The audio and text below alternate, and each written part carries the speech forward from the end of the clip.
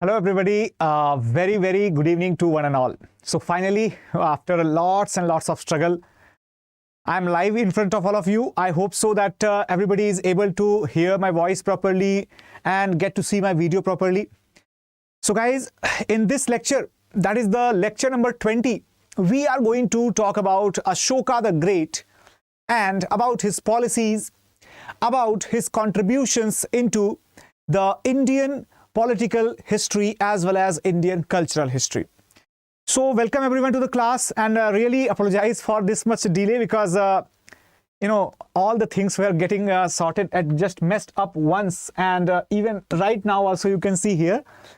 So good evening Aisha, Mandeep, Sandhu, very good evening, Chipi, Mantasha, good evening everyone. So guys, you can share this session with your friends as well. In case they have not joined it, they can join it, because this session is going to be very crucial in order to understand the contributions of Ashoka, especially the questions in the prelims examination of UPSC as well as in the mains examination. They are possibly going to be asked from this chapter, so it is going to be very important. Now let us start, but first of all I'd like to tell you that in case you want the content of this class, so you can join the Telegram channel, that is Abhishek Singh Sir PO. And in case if you want to get yourself enrolled for our live batches, then you can use my faculty code ASR Live for the additional discounts. All right everyone, so here we are going to talk about Ashoka. Ashoka was the son of Bindusar, and remember that Bindusar, he was right. Bindusar, who was called as the Amitra Ghat,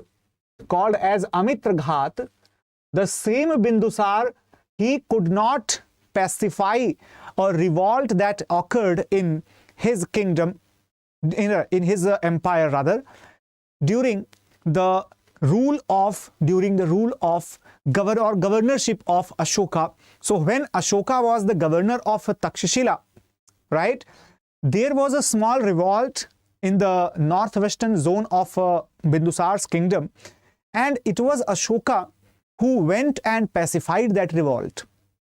From that point onwards, Ashoka started developing the ambitions to become the emperor. Even though Bindusar, he did not want Ashoka, but he wanted the eldest son, Sushima, to be the next emperor. So there was definitely some clash, after which Ashoka succeeded to become the next emperor of the Mauryan Empire. However, when he became the emperor, right, he ascended the throne in 273 BC, but he actually started his administration, his ruling from 268 BC onwards. From that point onwards, what happened? From that point onwards, he continued to rule up to 232 BC. So timeline should be absolutely clear to one and all. The timeline of Ashoka, that is from 268 BC up to 232 BC. The first thing that we should know about him. His mention to become the ruler, that is given in the various Buddhist as well as the Puranic texts.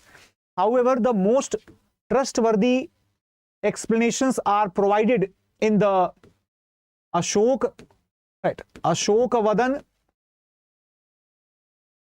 and Divya Vadan.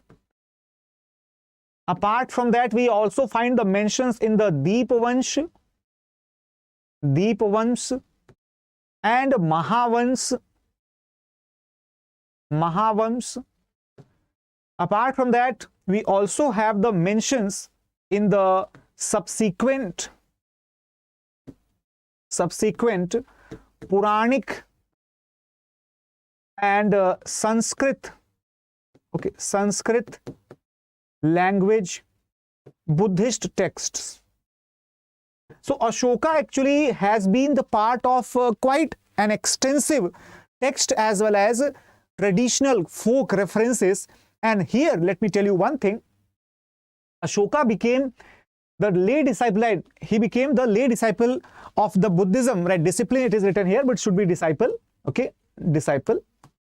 So lay disciple of Buddhism, after his experience, which was not very much appreciable in the war of Kalinga, where he saw the extensive bloodshed, and due to that bloodshed his entire mindset was changed. He actually inclined towards the spiritualism, towards the kind-heartedness, and started looking for a proper guidance, and that guidance was provided to him by the Buddhist monk whose name was Upagupta. Okay, the monk whose name was Upagupta, he became the seer who had initiated Ashoka into the Buddhism. Now moving further to the main point, so let me tell you one thing. Ashoka is considered as a great ruler in the history, not because he won the huge battle, or he did so many changes, or he inscripted so many instructions for the public. No, he is actually regarded as a great ruler because it was a time, when all other contemporary rulers, they were actually focusing upon the territorial expansion, okay, upon the territorial expansion, right? Whereas Ashoka, he is regarded as a great ruler because he emphasized upon the cultural conquest, Remember, do you understand the difference of the hard power and the soft power? Remember it that this is the simple method of the hard power, or the military strength as we call it. It does not mean that Ashoka was militarily weak or militarily not so capable to conquer the other kingdoms. He was definitely very capable. But the thing is that he emphasized upon the cultural conquest through his policy of Dhamma Ghosh. Okay, so this is the policy of Dhamma Ghosh, which means the declaration and expansion of Dhamma. Okay, Dhamma instead of the Bheri Ghosh. So this is what exactly made Ashoka as a great ruler, because he emphasized upon the cultural conquest by declaring the policy of the Dhamma Ghosh instead of the Bheri Ghosh. Dhamma Ghosh means the declaration and expansion, promotion of the policy of Ashoka related to the following of the Dhamma. Dhamma was basically the set of ordeals, the set of rules, regulations and practices which were decided by Ashoka based upon the principles of Buddhism, but quite innovative, quite practical, and a little bit different from the classical orthodox Buddhist practices. It was more like a code of conduct issued by Ashoka for his subjects, for his people, right? So basically this code of conduct, or this expectation of the behavior, you can compare this from the constitutional part of the fundamental duties. Okay, so you can compare these two things. Now Ashoka had issued these instructions, and he wanted that these instructions should spread throughout the world instead of the simple political control. Remember it, this is a very, very strategic policy, that the cultural conquest is a more stable and more permanent conquest as compared to the political conquest. You can understand it with the example that even today also you will find the remains of Buddhism in Afghanistan, remains of Buddhism in Indonesia, remains of Buddhism in Sri Lanka, remains of Buddhism in China, Tibet, Korea, Mongolia, Central Asian regions. Why?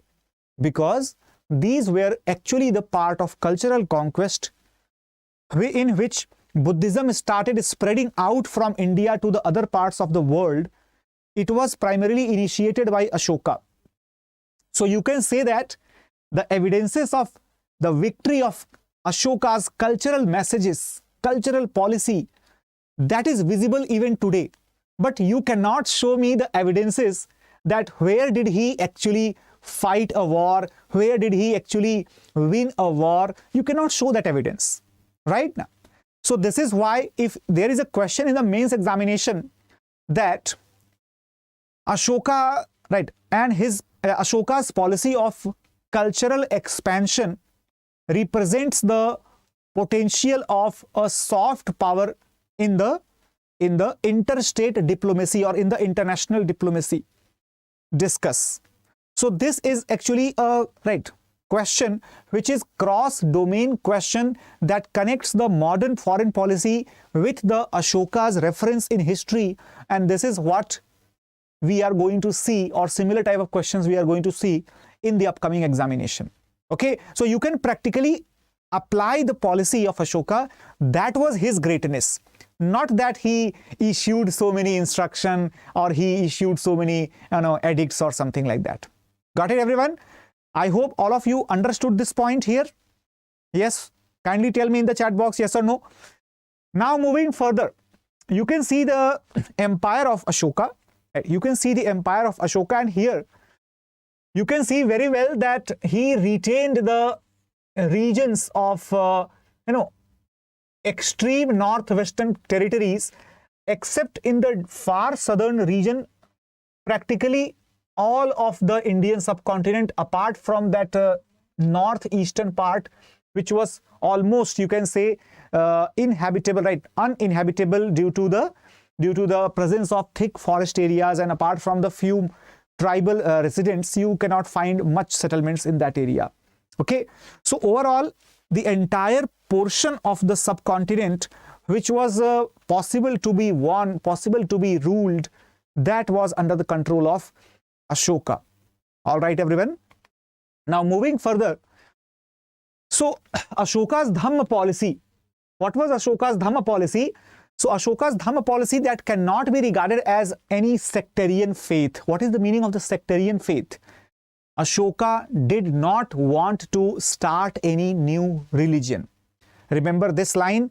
This could be a very significant line according to the latest trends in the preliminary questions.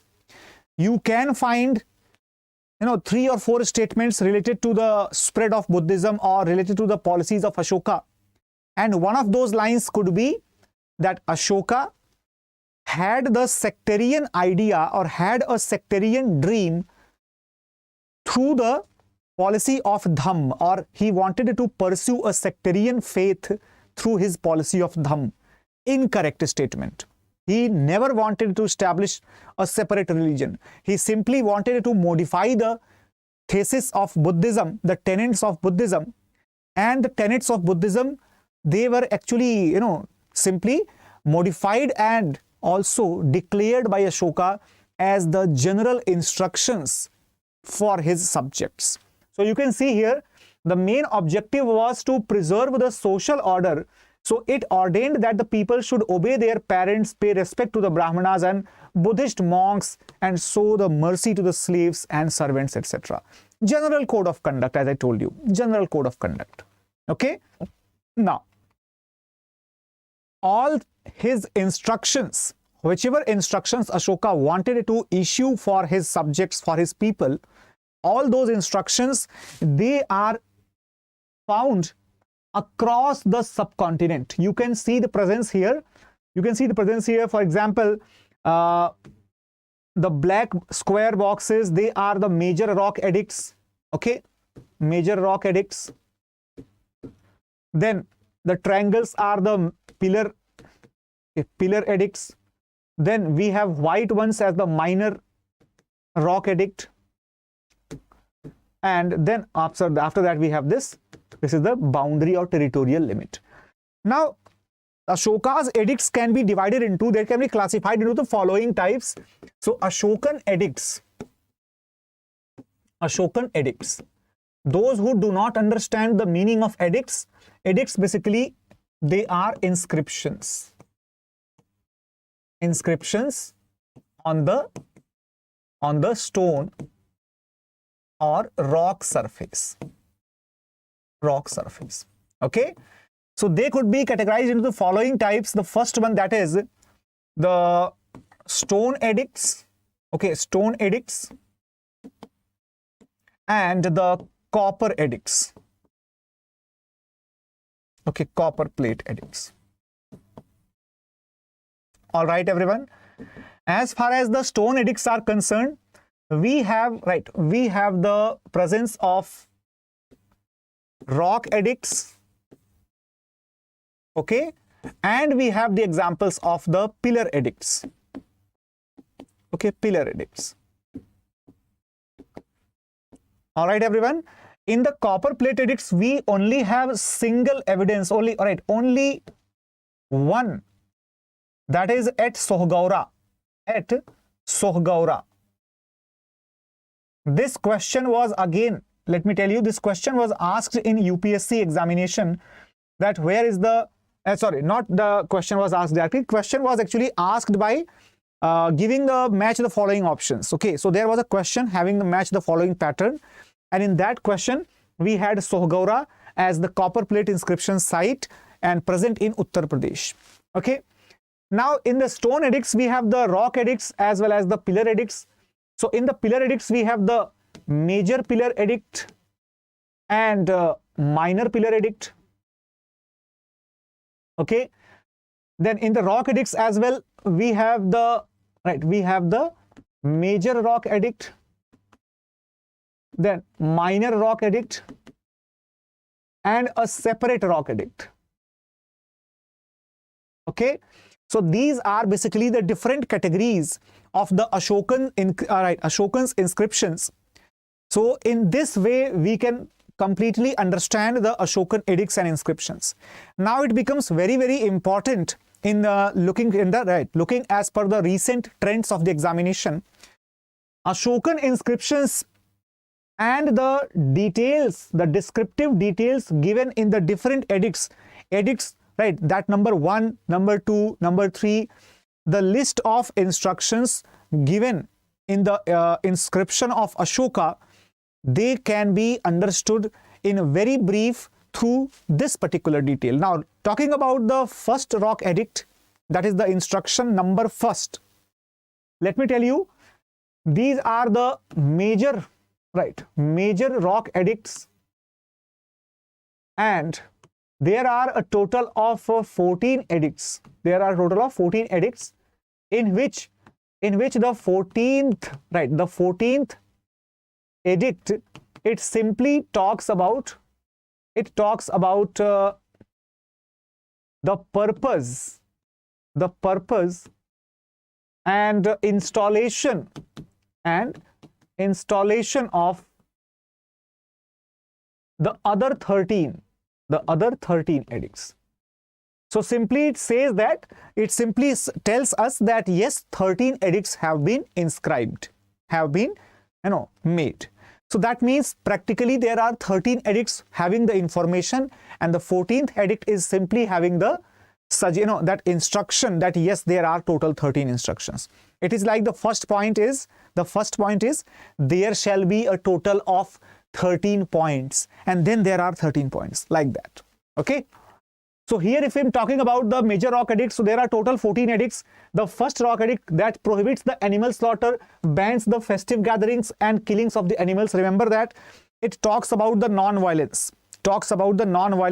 It simply prohibits the slaughter of the animals. It also prohibits the festival gatherings or the fairs, etc. It tells us that if there is any demise or any sad incidents that happened at your neighbor's house and you are having a celebration, having a festival gathering, then this is absolutely not recommended. Not just that, even the killing of the animals, that should be prohibited.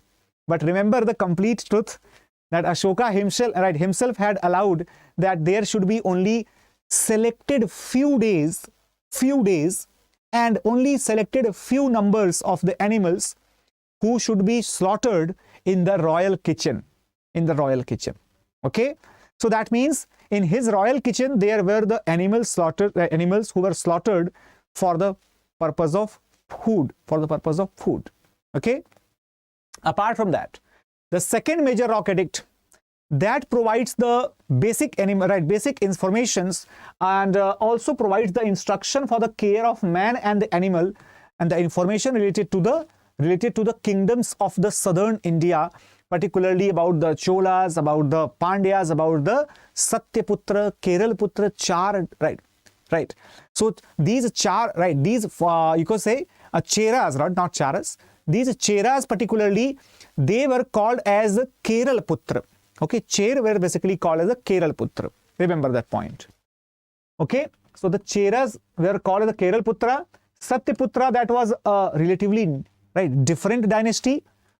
Cholas and Pandyas, they will be the same Cholas and Pandyas present even after the Ashoka, even after the Guptas, even during the 10th and 12th centuries as well. Now, moving further, Rock Edict third, that told about the generosity towards the Brahmins. That means Ashoka, he was equally respectful towards the Brahmins as well as towards the Shramanas. Towards the Brahmins as well as towards the Shramanas. In fact, if I'm telling you that this same Rock Edict number third, it tells about the Yuktas, okay, Yuktas, Pradeshikas and Rajukas, they shall go to the areas of kingdom upon the Dhammayattas, All right, everyone. So I hope that all of you understood the meaning of the Dhammayattas. Now there can be a question. There can be a question based upon it. For example, the question is going to be like that consider the following statements. Okay, consider the following statements. Okay. Statement number 1. The major rock edict heard of Ashoka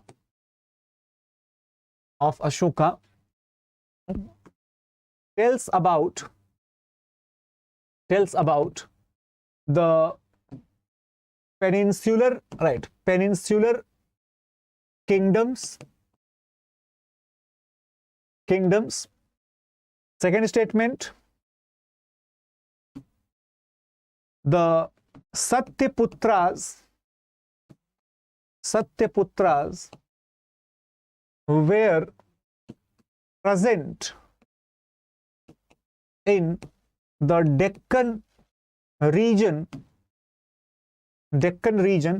as contemporaries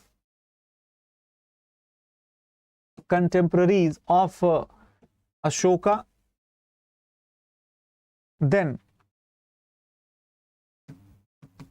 Ashoka appointed separate group of officials, okay,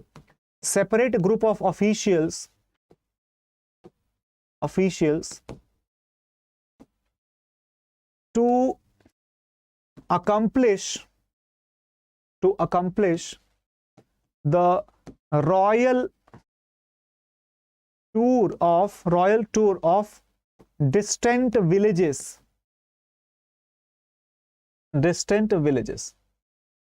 Okay, so now there is no mention of Dhammayatta, there is no mention of the Rajuka, there is no mention of the Yukta, or there is no mention of the Pradeshika. No officials are mentioned in this. All right, but at the same time, if you could properly see that, you can understand it very well that these officials are, even if they are not mentioned, the question is directly related to that Ashoka appointed a separate group of officials. Do you think that he appointed a separate group of officials especially for the touring the distant villages? Absolutely wrong statement. Okay, Satyaputras were present in the Deccan region as contemporary of Ashoka. Wrong statement. Satyaputras were not present in the Deccan region. They were present in the far south. In the far south. Okay. In the you can say the tip of the peninsula. Then the major rock edict, third of Ashoka, tells about the peninsular kingdoms. Not exactly. Right. Again, so this is also not correct. So here, this is the second rock edict that tells us about the states or the kingdoms present in the southern India. Got it? So if there is a question that how many of the given statements are true, only one, only two statements, okay, only two statements, only three statements, are all the statements right? All the statements, or the none of. So the right answer is going to be option number D, that is none of. Right? None of the statements are correct. None of the statements are correct. All right. So this is how they are going to give you the questions into it. Got it, everyone? Now moving further, talking about the fourth rock edict. So that tells us about the Dhamma Ghosh. That Dhamma Ghosh is going to be the ideal for mankind, and the policy of Ashoka is going to be the policy of Dhamma instead of anything else. That is discussed in the fourth rock edict. The fifth rock edict that talks about the Ashoka's liberal attitude towards the slaves, right? And it simply tells that all the human beings, they are equal, and therefore they all are children of Ashoka. So, right. This fifth rock edict, let me tell you, this is important as it tells about the appointment of the Dhamma Mahamattas, okay, Dhamma Mahamattas, and it also tells about the paternal despotism of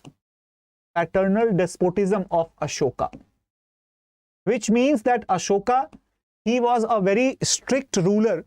He issued lots and lots of instructions, but at the same time, he was also behaving like a patron, behaving like a parent to his children. All right. So he claimed that all the subjects, all the citizens of his kingdom, they were his children, and that is why he was like a father figure, and this is why he was instructing so many things to ensure the welfare of his subjects or his children. Okay, everyone. Major rock edict 6 that described king's desire to get informed about the conditions of the people constantly, and that means he just wanted to get the information, get the instructions related to the common people. And the seventh rock edict, that is a very, very important edict because it requests about tolerance for all the religion. Remember that this question was directly asked in the UPSC prelims examination. Okay, in the UPSC prelims examination. That to foster the one's own sect, depreciating the others out of affection for the one's own, to exalt its merit, is to do the worst harm, the one. What is it saying?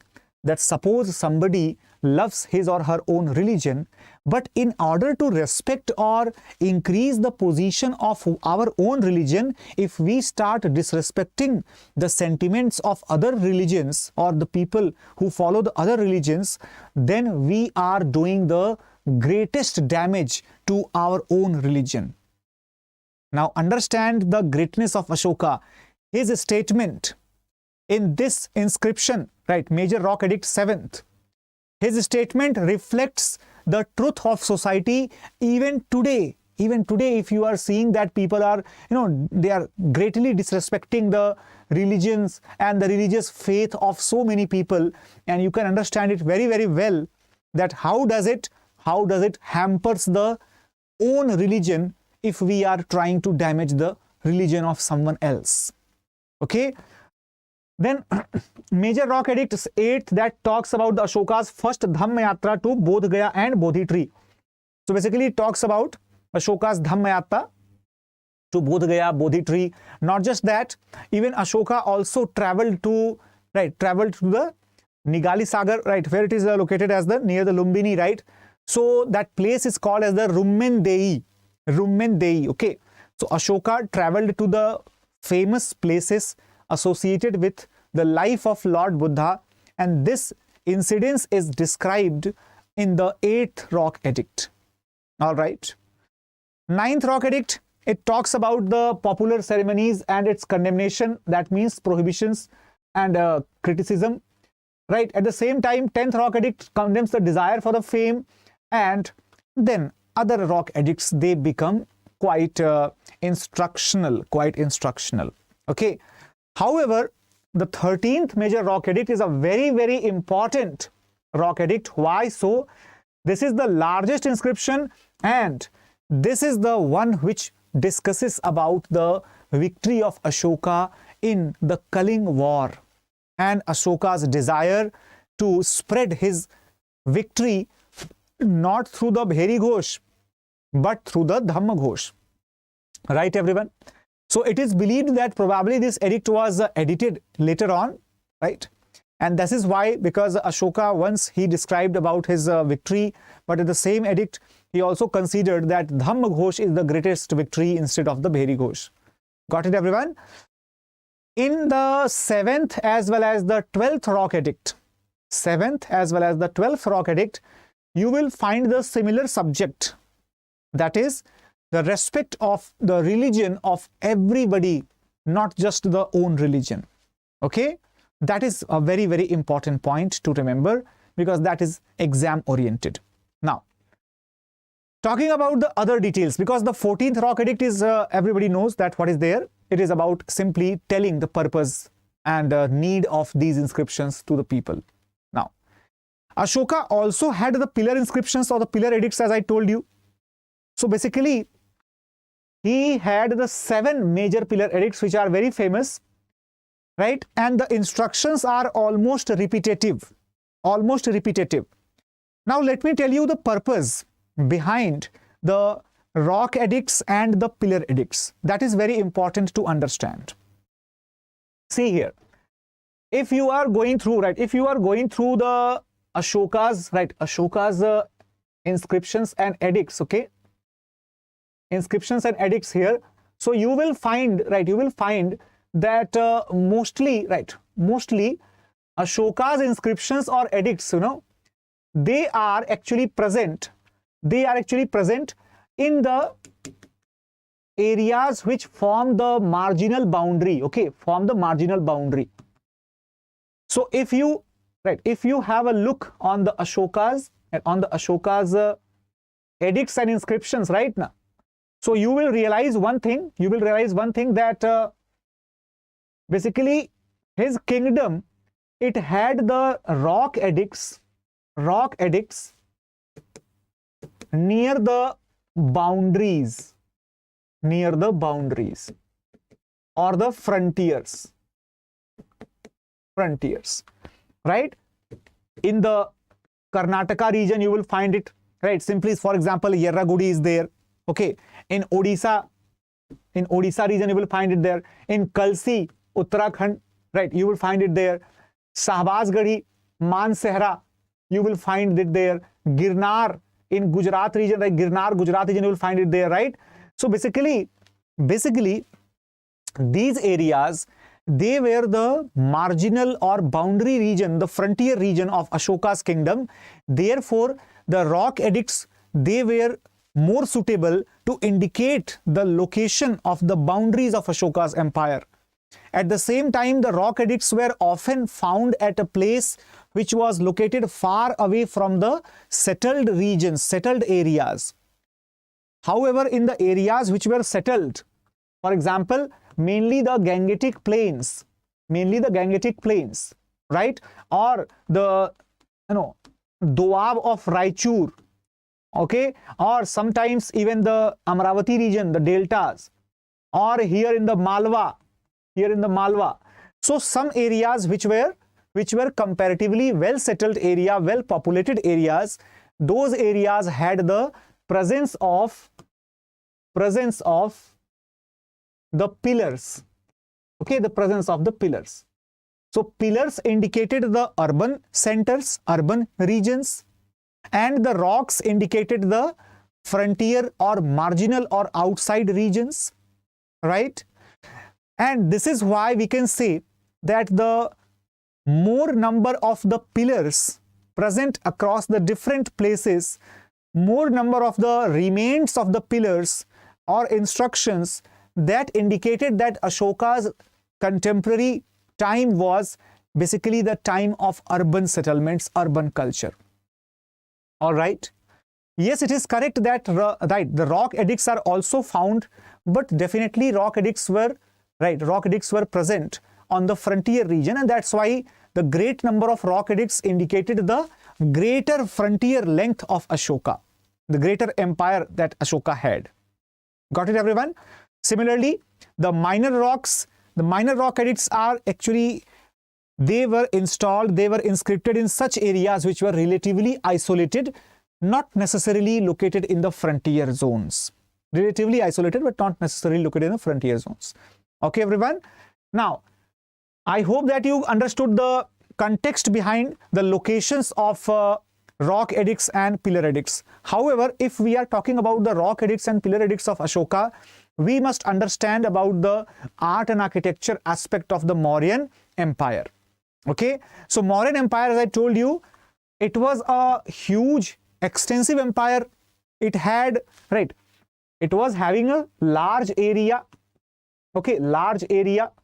It had large population. It had a extensive production.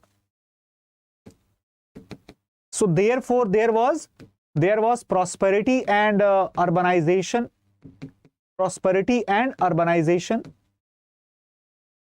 And this is why there were the taxes, and if the taxes were there, the state was also rich.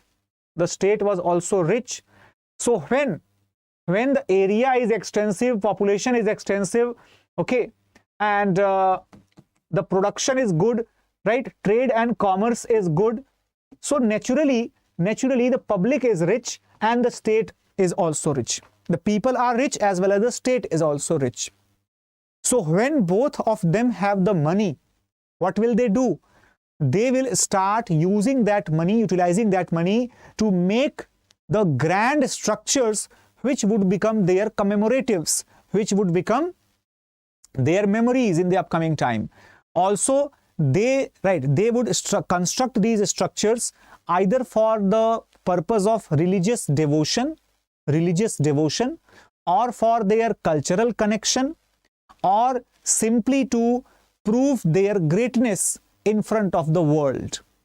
All right, everyone. So in the ancient and the medieval history, whenever any ruler or any merchant or any other person starts construction of anything that is a great monument, of course, then there would be some common reasons behind that, and one of the reasons would be to make this structure a monument of the glory of that person, to make this structure a symbol of the power and prestige, the symbol of the richness and prosperity, and the symbol of the might, the potential that the person commanded in that era. All right, everyone. So this is why very, very, very important to understand that due to the prosperity and richness, the Mauryan art and architecture, it was also propagated in both the dimensions by the royal court as well as by the popular category, by the people, common people. Here, if we talk about the art of the royal category, the court art, they constructed palaces, pillars, stupas, etc. However, the rich merchants, the traders, or the group of people, communities, etc., they constructed the potteries, sculptures, and sometimes the caves also. All right. If I'm talking about the major pillar locations, this is very, very important to understand. Not just the locations, but also the capitals which are present, the sculptures which are present on that particular pillar. Okay. So remember, Sarnath lion capital is there. Sarnath is it present in the in the Varanasi region, and the current Sarnath lion capital is also taken as the national emblem that is everybody I think already aware of. Then Vaishali is present in Bihar, and that has a pillar having a single lion, Then Sankisa pillar is there. Sankisa is a place in the Farrukhabad district of Uttar Pradesh. This is the place, only place where the elephant head is kept as the statue on the pillar. Okay. Then Lauria Ariraj and Lauria Nandangarh. These two places are present in Champaran, in the Champaran particularly. And these two places, they have the presence of the single lion. However, in the Lauria Ariraj, there is no capital. No capital means there is no statue of any animal, or if it was there, this has not been found yet. Then we have the Koshambi Pillar Edict, also known as the Allahabad Pillar Edict, or simply known as the Queen's Edict. Queen's Edict. Why so? Because the Queen Karuwaki and Prince Tiwar. Okay, Queen Karuwaki, Queen's Edict. Okay, so Queen Karuwaki and wife of Ashoka, right? And Prince Tiwar. Okay, the son of Ashoka. So these two people are described in this particular pillar inscription, and this is the only pillar inscription where we find any mention of the Ashoka's family. All right, everyone. Then we also have the Rampurva present in Bihar. This has a very monumental bull sculpture present at the top of the pillar. All right, everyone. Now, if we have the exact location on the map, you can understand it very well that in Vaishali, we have the single lion. Okay. In Rampurva, we have a bull. All right. Then in the Lauria Nandangarh, we have this single lion. Then in Sankisa, we have this elephant. Then in Sarnath, we have this quartet of lions. Okay. And in Sanchi also, we have this quartet of lions.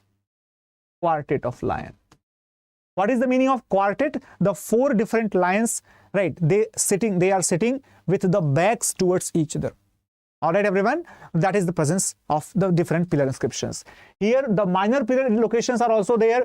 The Rumendehi pillar inscription is present in Nepal, as well as Nigali Sagar pillar inscription is also present in Nepal. Remember that. Even the Koshambi pillar inscription, which mentions about the Queen Karuwaki, that is also a minor pillar edict. Got it, everyone? So these instructions are very, very important. Please remember that, and their locations as well as the emblem, the animals, obviously they are very important. Now, let us understand about the second thing that Ashoka promoted during his architectural journey. Not Ashoka only, but even after Ashoka, we will see the development of the stupas. After Ashoka also, there will be various rulers who either would be promoting to construct or promoting to preserve the construction of stupas. All right. Now, so the stupas from the Vedic period were burial mounds prevalent in India. Remember the point that this is a very, very important point. Very, very important point, because UPSC had asked a question, and there was a statement in that question that the stupas were not present before the expansion of Buddhism. So basically the question was saying that if there was no Buddhism, there would have been no stupas. And UPSC had regarded this statement as a wrong statement, because stupas were of course present even before the beginning of the Buddhism, but they are mentioned in the literary traditions rather than they are found. Why so? Because prior to the beginning of urbanization, prior to the beginning of Buddhism, coincidentally Coincidentally, both Buddhism as well as the urbanization, they are almost having the similar time frame. So prior to their advent, the stupas were constructed of the mud. They were constructed with mud. So they were basically the mud structure having a hemispherical mound-like shape, and therefore they were mostly utilized to make a tumulus spire. Okay? What is the meaning of the tumulus spire?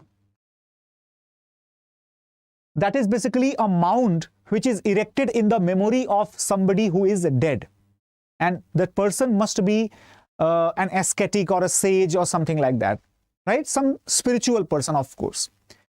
So therefore, this was the practice even in today also, right? Even today also, you might be aware about the different shapes of the square or hemispherical shapes of the, what do we call it as in the villages in Uttar Pradesh, Bihar, etc. We call it as the chauri, right? Chauri, right? This structure is called as chauri. Especially when you are aware, if you are aware about the folk deities, okay? If you are aware about the folk deities, you can easily recognize that in the villages, in different houses or in different small temples, they have the structures called as the chauri, and that indicates the presence of some local devta or the devta belonging to a particular family or house. Okay, so this is basically present even today in the folk culture of India, especially in the northern India. And this similar culture is having the connection with the stupas, which of course became very grand structure, right? And solid structures, especially due to the patronage of the rulers, which was provided to the Buddhism. If there was no patronage of the royal houses provided to the Buddhism, there would have been no such grand structures or no such, huge constructions of the stupas. The stupas would have remained same, small, constructed with the, mud like that only. Okay. If you have a look on this particular picture, you can understand the different components, different structural components of the stupa. And here you can see the stupa of Sanchi. This is the major stupa of Sanchi, right? The largest one. And you can see the structure with the outer railings present here. They are called as the Vedika or railings. Vedika or railings, right? Here in the Vedika or the railings, we have the crossbars. These crossbars are called as Shuchi. Okay. Then we have the entrance gate. The entrance gate is having two pillars. These pillars are called as thumb. Okay.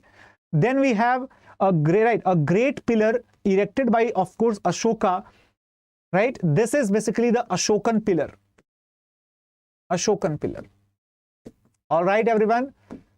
And after that, coming to the other parts, we have the pathways. Okay, we have the pathways which are inside the or within the railing, and then we have the staircases. The staircases are taking us to the next stage. And here again there is the presence of the pathway. So the circumambulatory pathway is there.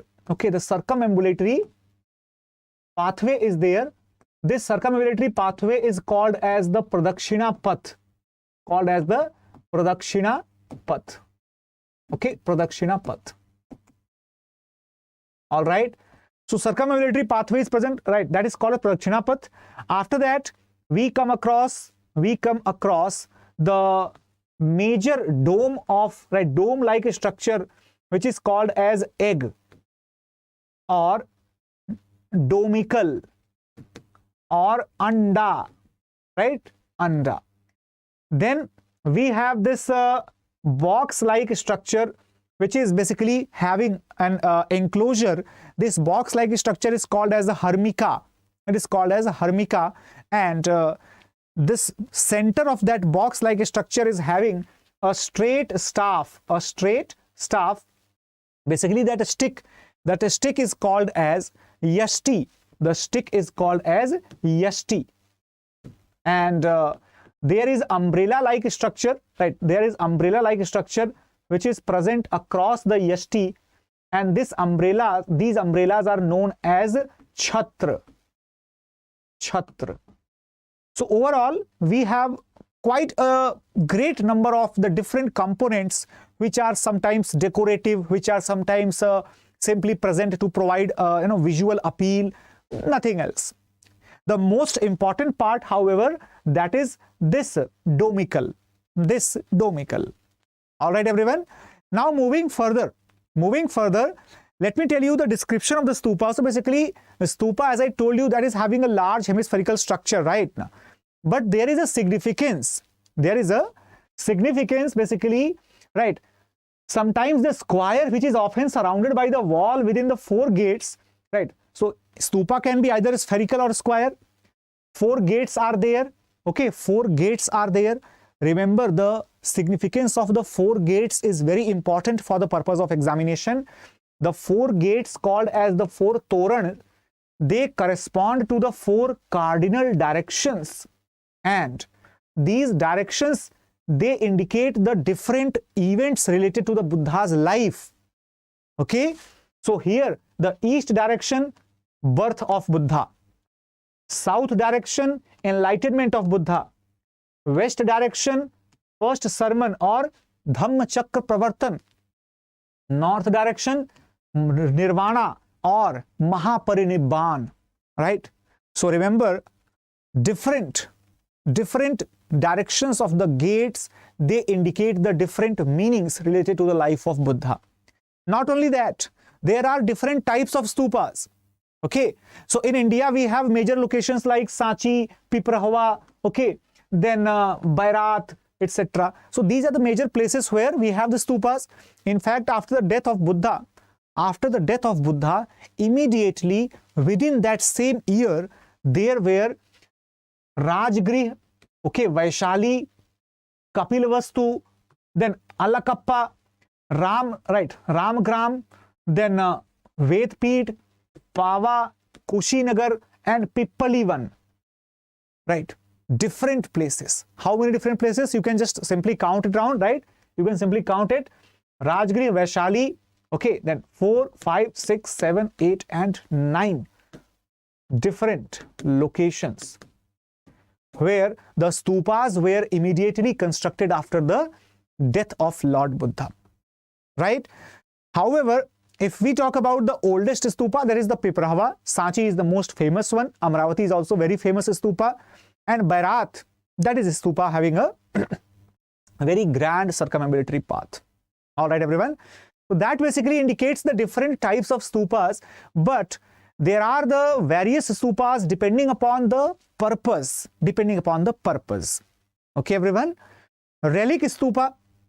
Okay, relic stupa is a stupa where some or the other relics, remains of the dead bodies of the Buddha or the monks of the Buddhism or disciples of Buddha, if they are kept, that is a relic stupa. Object stupa. For example, suppose I am one of the bodhisattvas or Buddha or the disciple of Buddha, and I use this particular pen. Now, after my demise, they will be putting this pen at the center core of the anda, and that will become object stupa. Then there is a commemorative stupa. What is the meaning of this commemorative stupa? Commemorative stupa indicates a specific event. For example, suppose Ashoka visited the Rummendei in the 8th year of his reign, and if he constructed a stupa at that place, then that will become commemorative stupa. Or if suppose Lord Buddha had visited the Jet one in Sarnath, therefore there was a construction of the stupa at Sarnath, that was a commemorative stupa. Okay, so signifying particular event, visit, meeting, anything. Symbolic stupa. Symbolic stupa basically uses the symbols of Lord Buddha or his disciples. Suppose if Lord Buddha was, if he was having, right, if he was having, suppose some of the places or some of the objects might have the footprints of Lord Buddha or footprints of any of his disciples, okay, that might be symbolic stupa. Symbolic stupa. Apart from these four major categories, let me tell you, if suppose there is already some place where there is a famous stupa, and due to that presence of stupa, we construct another stupa which simply fulfills the purpose of visit, okay, purpose of tourism, purpose of pilgrimage, only for that, then such stupas are known as the votive stupa. Votive stupa. So votive stupas are basically constructed in order to supplement the main stupa which is present at a place. For example, at Sanchi, we have the main stupa, then we also have the secondary stupas and all that. So they are the votive stupas, right? Votive stupas. Suppose there is a stupa already having some object of Lord Buddha, and then there is the construction of a new stupa having another few objects of Lord Buddha, then the second one will be called as the votive.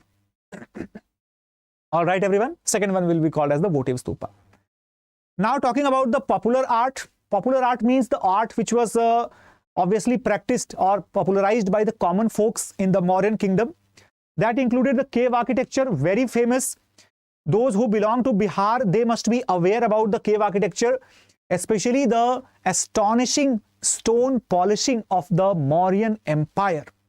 That was tremendous. That was tremendous, right? We also find this shiny, shimmering stone polishing, lustrous stone polishing present on the stone pillars of Ashoka as well as on the caves, and sculptures of the popular art, right?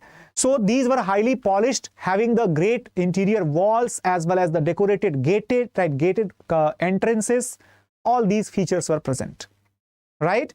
These were constructed under the patronage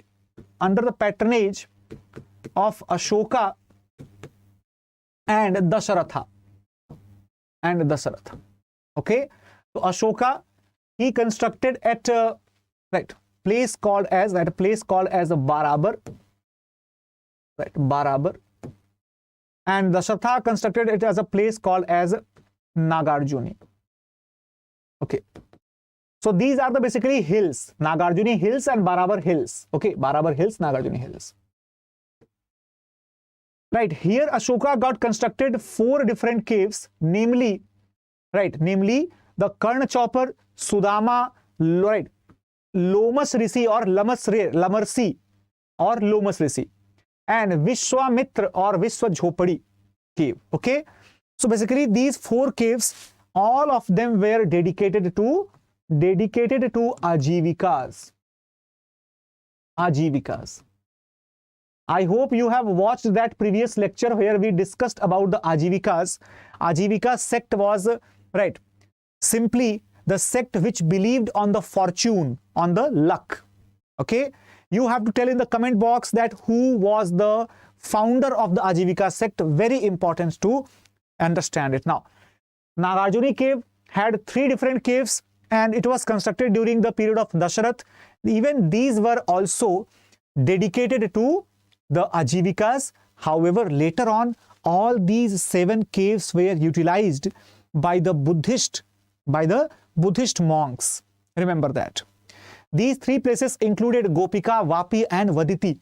Vapi and Vaditi. Okay, so they were also known as this at Gopi, Bhayak and right, Vedantika. Right, Bhayak is basically Vapi and Vedantika is Vaditi. Okay, so different names, they are found in the different descriptions. If Pali etymology is used, we have the different words. If the real word, that is Sanskritized word or Hindi words are used, then it is different. Okay, so you can consider any of them. Got it, everyone? Apart from that, the popular sculpture or the popular arts also included the sculpture, right? Sculptures So particularly the sculpture of the folk gods and goddesses, like the Yaksh sculpture at Parkham in Mathura, or Yakshi sculpture at Didarganj in Patna, that is also very important.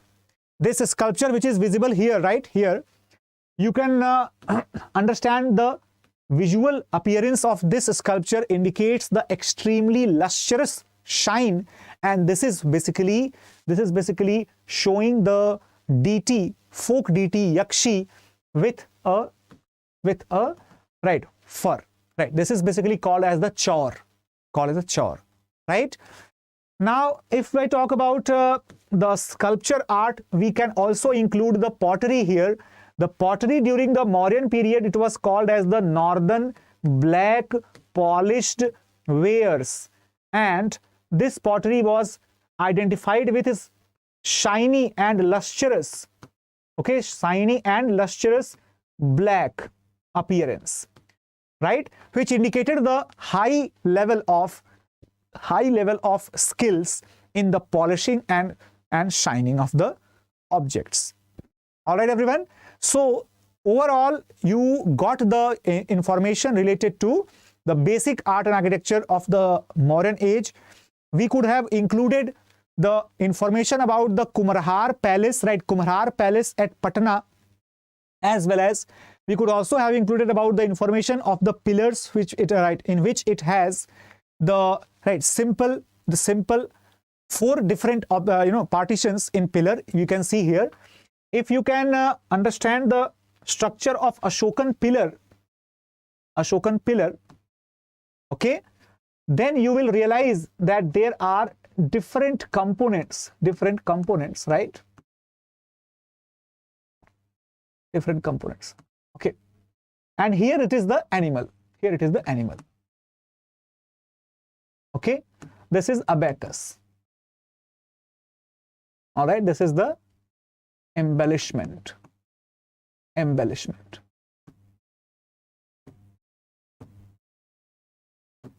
This is the plinth, and this is basically the main pillar, right? So here, here we can simply understand the structure in a very simple manner, but at the same time the historians, they also argue that the structure of Ashoka's pillar, these were inspired from the structural details of the Persian pillars. However, there are few basic differences. For example, this is simply a monolithic structure. This is a monolithic pillar, right? Monolithic pillar, right?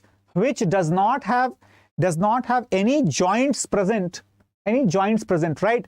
But as far as the Persian pillars are concerned, they are actually joined. They are actually, the different stone pieces put together, and then they are used to basically kept upon each other and joined mechanically. Okay, so that means Ashokan pillars are having structural continuity because they are monolithic pillars. At the same time, if you find the Persian pillars, they are present in the clusters, in the groups. Ashokan pillars are often singular pillars. They don't have the group of pillars. Okay, Persian pillars, they have unusual type of animal symbols, sometimes having the the same animal is having 2 different heads. Sometimes some imaginary animals are used. Here we have the proper realistic animals having the very lifelike symbols, lifelike appearance in the stone. That is why artistically, if we observe the Ashokan pillars, they are far superior as compared to the Persian pillars. At the same time, the purpose of the construction of the pillars might be same, because even the Persian pillars as well as the Ashokan pillars were both used to inscribe some instructions from the side of the king to the common people. All right, everyone. So now coming to the Mauryan dynasty after Ashoka, what happened after Ashoka? After Ashoka, there was no further great king, right? There were no further great kings. Simply Dasharath was one of the finer, better, or some sort of useful king. Otherwise, After him, you will not find anybody who is worthy. Okay. Lekim Tirubari, if we talk about the height of the Ashokan pillars, this usually varied. The height varied between 40 to 45 feet. Okay. And if I talk about the weight, then it was approximately 18 to 20 tons. Okay. The number of animals that I have already mentioned in this lecture itself, that which were the number of animals present in the Ashokan pillars. Usually the lion or the bull, or at one place we have the elephant also. Usually lion or the bull. Okay. These were also indicating the authority or the prosperity. Lion, the royal authority, of course, and the bull, the prosperity of the kingdom. Got it? Now, after Ashoka, the Mauryan Empire declined rapidly. The reason behind the decline, that could be many reasons. However, the Ashoka's policy on the religious tolerance resulted into the almost dissolution of the army after Ashoka. Therefore, they could not sustain the maintenance of law and order in their territories, and therefore the collection of taxes that fell very sharply, resulting into the financial crisis. And when there was no finances available, that means the people who were into the administration, they became stringent, they started behaving in a corrupt manner, and this resulted into the poor administration at the central level, which started getting fragmented after the weak control of the emperor on the different issues, on the different matters. Not just that, if there was the misadministration, there was mismanagement, there was nobody taking care of the subjects in the proper manner, definitely there would be the revolt, there would be the rebellions, and the breakdowns would occur. These breakdowns, these rebellions, they would also occur because of the spread of the cultural awareness and cultural rise that would be due to the spread of the knowledge. As I told you, during the stable rule of Ashoka, there were the Dhamma Mahamattas, there were the traders, merchants, and other people traveling far and wide, resulting into the cultural awakening of approximately entire subcontinent. And from that point onwards, we will also start witnessing the emergence of the royal kingdoms as well as the monarchical authorities in the Deccan area also, right? But last not the least, the foreign invasion, that was also one of the reasons. However, combined these reasons together, if we see these reasons together combined, still we should say that the weak successors were the biggest reason behind the quick decline of Mauryan Empire after the death of Ashoka. All right, everyone. So I hope that this is absolutely clear to everybody, and everybody whosoever has watched this lecture, you can watch it on in the different parts as well. You can share this video because a lot of details have been shared on this lecture, and that will be very much helpful for all of you for the purpose of examination. Anyway, if you want further descriptive details or further better coverage of the topics in the live classes, then you can join our batches which are going to close on the 31st of July. Remember, the 31st of July is going to be the end date of the admissions in this session, right? So here, basically, the batches are going to be found in English as well as in Hindi in 3 distinct modes, and you can join these batches by using my faculty code ASR Live. That will reduce the cost only to rupees 30,000, 1 rupee even less than that. Here, the benefit is that basically you are given the highest possible level of concentration as well as the care is taken to provide you the relevant content, relevant current affairs, prelims oriented as well as the mains oriented preparations. Not just that, You are also given a special preference if you qualify the prelims examination. You are called here at the StudyIQ campus for the residential program at the cost of StudyIQ only. So you don't have to spend anything extra on that. Okay, so all these benefits are available along with the interview guidance, etc. So complete from the beginning to the finish. Absolute guidance is available at just rupees 29,999 rupees. So you can consider it if you really want to succeed in your next attempt. So guys, thank you so much for watching it. You can join my Telegram group if you want the content of this class or any other classes. Let's meet tomorrow in the next lecture right on 4 p.m. Till then, thank you so much for watching. Bye-bye. Take care and Jai Hind.